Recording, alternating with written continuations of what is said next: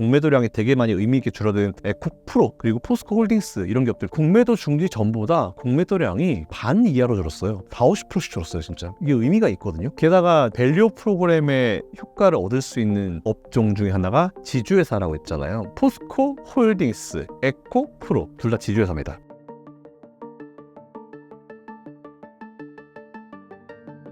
2차 전지 업황 분위기는 어떤가요? 안 좋죠. 안 좋습니다. 이렇게 안 좋을 수 있을까 정도로 안 좋은데, 자, 우리는 1년에서 1년 반 정도 전으로 한번 시간을 돌려보시죠. 2000년 시작했죠. 근데 그때 당시 뭐가 안 좋았습니까? 반도체가 안 좋았죠. 그죠? 딱 그때예요.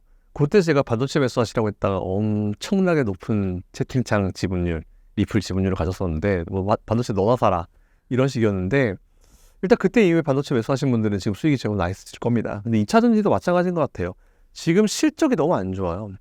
실적이 좀 단기간에 살아나기 참 어려운 그런 시점인 것 같고, 최근에 이제 특히 이제 9월달 초반에 이제 지수가 좀 밀렸었죠. 밀렸어가지고 저는 오히려 2차 전지 관련주들 공매도 좀 청산 좀 되지 않았을까라고 살펴봤는데, 이 청산이 별로 안 됐더라고요. 공매도가 청산이 좀 빨리빨리 되면은 그 관련 기업들 좀 투자해 보시면 좋을 것 같은데, 아직은 조금 좀 더 뭔가 불안하다라고 생각을 하고 있는 것 같습니다. 그래서 업황 분위기가 살아나려고 하면은 제일 중요한 건 일단 실적이 어느 정도 좀 바닥을 쳤다라는 느낌이 좀 나와야죠. 근데 지금은 아직까지는 되게 정시 염상이기 때문에 저는 오히려 지금 최근 상황에서는 그나마 사실 다 안 좋을 때 실적을 좀 좋게 내는 기업들이 괜찮긴 하지만, 지금 실적을 보라고 하는 건 너무 이제 희망 고문인 것 같고요. 지금 실적보다 오히려 기술적인 부분들, 오히려 그런 2차 전지주들이 한참 좀 핫할 때 이 공매도가 막 올라갔잖아요. 그러니까 공매도 중지가 시작되기 전 딱 그때의 공매도량과 가장 최근의 공매도량을 비교해가지고 이게 의미가 있게 확 줄어든, 즉 공매도 청산이 많이 이루어진 기업들 위주로 투자해보시면 좋을 것 같아서, 일단 지금은 아직 업황 분위기 자체는 좋지 못한 상황인 것 같습니다. 공매도 청산량을 봤을 때 주목할 만한 기업이 있을까요? 제가 최근까지 봤을 때 제일 의미가 있었던 거는 에코프로, BM 말고 에코프로, 그리고 이제 포스코 홀딩스 이 두 개였거든요. 근데 최근에 보니까 에코프로 BM이 뭐 시가총액 1위를 알테오젠에게 넘겨줬다 이런 얘기가 나오는데, 이게 일단은 그런 기사들에 너무 여러분들이 연연하지는 않으셨으면 좋겠어요. 뭐 1등하는 업종이면은 뭐 그만큼 핫하다 이렇게 얘기할 수도 있겠지만, 알테오젠 바이오제약이잖아요. 바이오제약 불과 1, 2년 전에 여러분 생각이 나셨습니까? 안 하셨잖아요. 바이오제약 원래는 우리나라에서 제일 코스닥 하면 제일 핫했던 게 이제 바이오제약인데, 바이오제약 아무도 안 샀거든요. 지금 바이오제약 올라갈 이유가 없다라면서. 그때는 오히려 제가 원웨이 2차 전지밖에 안 봤었는데, 오히려 지금 그때 주고 있던 바이오 올라왔잖아요. 반도체 올라왔잖아요. 지금 2차 전지 좀 상대적으로 좀 처져 있긴 하지만, 저는 사실 이렇게 좀 이런 흐름을 잘 타야 된다라고 봐요. 물론 이제 올라가기 시작한 시점에 매수하는 게 제일 좋지만 그건 거의 불가능하고요. 그래서 오히려 이 업종에 투자하는 기업들이 계속 투자를 늘려가고 있는지를 체크를 한 다음에 이제 조금씩 분할 매수를 접근하는 게 맞다고 보고 있어서, 일단은 지금 상황은 조금 이제 2차 전지 쪽으로 단계적으로 반등이 나올 거다라고 얘기하기 참 어렵긴 합니다. 그렇다 하더라도 관심을 쭉 가져야 되는 시점이라고 생각을 해요, 저는. 에코프로 BM이 다시 코스닥 1위를 탈환했는데 그렇게 의미 있는 건 아닌 건가요? 맞아요. 어제도 올랐죠. 그러니까 알트도 확 올라가다가 좀 처지고, 어제자로 제가 알기로 2차 전지가 확 반등한 거라고 했어요. 그런지 좀 왔다 갔다 하죠. 큰 차이가 나지 않아요. 그리고 우리나라가 참 이게 문제라 보는데, 우리나라는 옛날부터 뭐 1등 뭘 하든지 항상 1등 대장주 이런 거잖아요. 근데 2, 3등도 잘 먹고 잘 삽니다. 여러분들 고등학교 때 돌아보세요. 전교 1등한 친구가 잘 먹고 잘 살까요? 아니면 밑에 있는 친구도 잘 먹고 잘 살까요? 농담 삼아 저는 저희 고등학교 때 친구들 중에 지금 제일 잘 사는 친구가 저 거의 반에서 꼴등하는 친구예요. 걔 거의 반 재벌이 돼 있어요, 지금. 그러니까 이게 중요한 게 뭐냐면은, 어쨌든지 간에 그 순위보다는 그 기업과 그 업종이 과연 살아있는지, 그리고 그 기업이 거기다가 해서 투자를 하고 있고 열심히 노력을 하고 있는지가 사실 제일 중요한 포인트지, 순위는 중요하다고 보지 않아요. 그래서 알테오젠이랑 뭐 에코프로비에 왔다 갔다 하는 거 너무 많이 쓰실 필요 없을 것 같고, 2차 전지 투자하고 계신 분들은 지금 딱 귀를 닫을 필요가 있어요. 귀 닫고 눈 감고 그냥 내가 봐야 될 거는, 내가 투자하고 있는 에코프로 BM이든 에코프로든 포스코 홀딩스든 뭐 포스코 퓨처맵이든 어디든지 간에 그 기업이 이 운영하고 자기가 이제 진행하고 있는 그 사업군 내에서 투자를 계속 늘려가고 있는지, 그것만 보시면 돼요. 그러니까 이게 경기 침체 때도 마찬가지였잖아요. 뭐 수년 전에 경기 침체 막 얘기할 때도 제가 막 아닙니다라고 얘기했었던 이유가, 우리나라가 경기 침체 오면은 사실 저는 진짜 IMF를 직격탄으로 얻어맞은 세대이기 때문에 그때 일기 써놨던 거 그때 기억이 되게 생생해요. 그런 진짜 침체가 오잖아요. 어디 백화점에서 사람들이 물건을 사요? 어디 해외여행을 가요? 뭐 어디 돈을 써요? 안 돼요. 그럼 불가능합니다. 그런 것처럼 똑같아요. 어떤 업종 라인에서 봐도 그 업종이 진짜 침체로 빠지고 정말 힘든 상황에는 그 업종에 이제 투자하고 있는 기업들이 투자를 안 해요. 그 미래가 뭔가 보장이 못 되면 투자를 안 합니다. 근데 우리나라 기업들 진짜 얼마나 하고 있어요. 엄청나게 하고 있잖아요. 똑같아요. 지난번에 반도체도 뭔가 확 터져가지고 반도체 침체라고 얘기했을 때 삼성전자를 비롯해서 SK하이닉스 투자 얼마나 했습니까?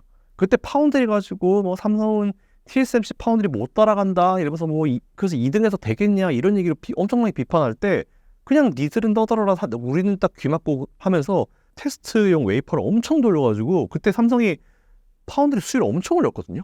그러니까 기업들 항상 그런 식이에요. 그러니까 이 업종이 끝날 거다, 뭐 침체가 올 거다, 이쪽 업종이 이제 투자하면 안 되겠다라고 판단할 때 제일 중요한 거는 기사가 중요하지 않아요. 그냥 그 회사가 투자를 잘 하고 있는지 안 하고 있는지 그게 제일 중요하기 때문에 지금은 뭐 너무 그런 거 마음 쓰지 마시고 뭐 숭이 이런 거 마음 쓰지 마시고요. 지금 열심히 하잖아요. 오히려 앞에서 말씀드렸던 것처럼 공매도량이 되게 많이 의미 있게 줄어든 에코프로 그리고 포스코 홀딩스 이런 기업들 거의 뭐 공매도 중지 전보다 공매도량이 반 이하로 줄었어요. 40~50%씩 줄었어요. 진짜 이게 의미가 있거든요. 게다가 제가 앞에서 잠깐 말씀드렸지만 밸류 프로그램의 효과를 얻을 수 있는 업종 중에 하나가 지주회사라고 했잖아요. 포스코 홀딩스, 에코프로 둘 다 지주회사입니다. 어떻게 생각하십니까? 체크해보시면 좋을 것 같아요. 외국인 투자자들이 8월 들어 LG에너지솔루션이나 포스코홀딩스를 순매수한 이유가 무엇인가요? 그냥 외국인들이 이제 어느 정도 생각한 것 같아요. 이 정도면 됐다라고 생각을 가지고 있는 것 같아요. 그리고 최근에 모건 스탠리 자료를 보니까 모건 스탠리가 이제 LG엔솔이나 우리나라 2차전지 관련 기업들 목표가를 다 상향 조정시키더라고요. 막 30%, 40%도 올리더라고요. 그런 걸 봤을 때 이제는 조금 진짜 바닥에 왔다. 이제부터는 이제 투자하고 계신 분들은 조금 희망을 가지고 생각해 보셔도 좋을 것 같다라는 그런 생각을 가지고 있고 외국에서 그렇게 그레이드를 올리고 있는 상황에서 우리나라가 봤을 때 여전히 투자를 엄청나게 하고 있네? 이게 그리고 시장 점유율이라는 걸 봤을 때 시장 점유율을 각 기업들이 뺏고 싶으면 그 시장 점유율을 절대로 다 잘 나갈 때 뺏을 수가 없어요. 잘 나갈 땐 너도 나도 할 것 없이 계속 그냥 투자하기 때문에 시장 점유율을 잡아올 수가 없습니다. 시장 점유율은 언제 올릴 수 있냐면 안 좋을 때. 정말 안 좋고 정말 치킨 게임을 하면서 정말 최악으로 가고 있을 때 결국은 끝까지 버티면서 나는 이 업종을 믿어라고 하면서 투자를 계속 진행을 한 그런 기업은 나중에 이제 딱 이 업종이 반등하면은 시장 점유율 확 가져가거든요. 그러니까 치킨 게임이 결국은 끝까지 살아남으면서 끝까지 버티면서 투자를 이어나가는 기업은 반등하면 이제 점유율이 확 올라가요. 삼성전자가 그러잖아요. 삼성전자는 D램 쪽에서 하이닉스나 뭐 이런 마이크론 같은 애들이 좀 따라온다 싶으면은 그냥 치킨 게임을 걸어버립니다. 생산을 엄청 해요. 그냥 계속 하는 거예요. 계속 하다 보면 쭉쭉 떨어지겠죠. 그럼 이제 어느 순간 되면 이제 SK하이닉스는 나 죽을 것 같아.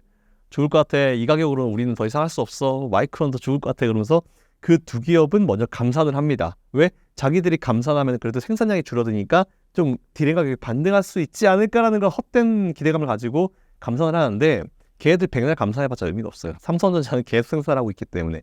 그러다가 삼성이 어느 정도 이 정도면 우리가 시장 점유율이 좀 올라간 것 같아 싶을 때 툭 던지죠.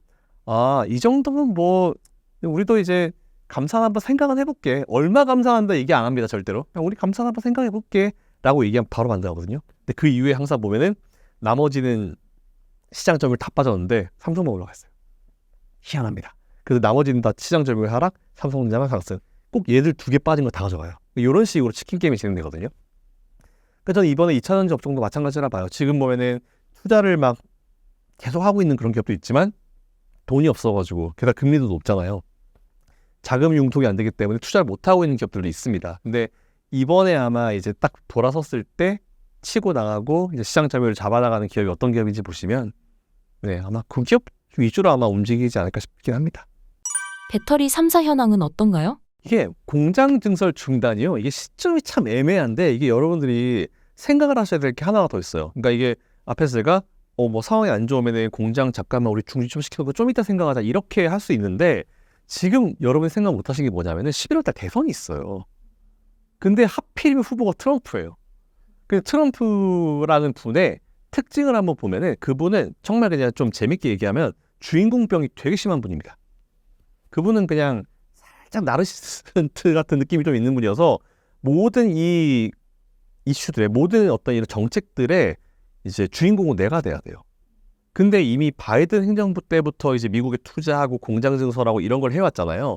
근데 예를 들어서 제가 말 LG 엔솔이야. LG 엔솔이고 나는 미국에다가 예를 들어서 지금 한 5조를 갖다 부을 거야. 근데 5조를 막 갖다 붓고 있는데 갑자기 이게 바이든에서 이제 해리스로 넘어가면 상관없어요. 같은 이제 민주당 라인이기 때문에. 근데 이 갑자기 트럼프로 팍 튀어버리면 트럼프가 옛날에 뭐라고 그랬어요? 맨날 우리 미국에 공장 지어라 맨날 그랬잖아요. 그러면 이제 이게 어느 순간 트럼프가 봤을 때는 야 그거 나한테 한 거 아니고 바이든한테 한 거 아니야. 나한테 해야지. 이런 식으로 나올 가능성이 그보다 너무합니다. 이걸 우리나라 기업들이 너무 잘하는 거예요. 꽤나 많은 기업들이 이걸 너무 잘하는 거죠. 그러다 보니까 야 잠깐만 이 정치적 상황을 봅시다. 일단 급하진 않은 것 같고 지금 뭐 조금 이제 속도 조절하면서 뭐 좀 이제 추후에 지켜보자 이런 식으로 하는 거죠. 그러니까 제가 봤을 때 공장 증설은 지금 그런 의미도 굉장히 강해요.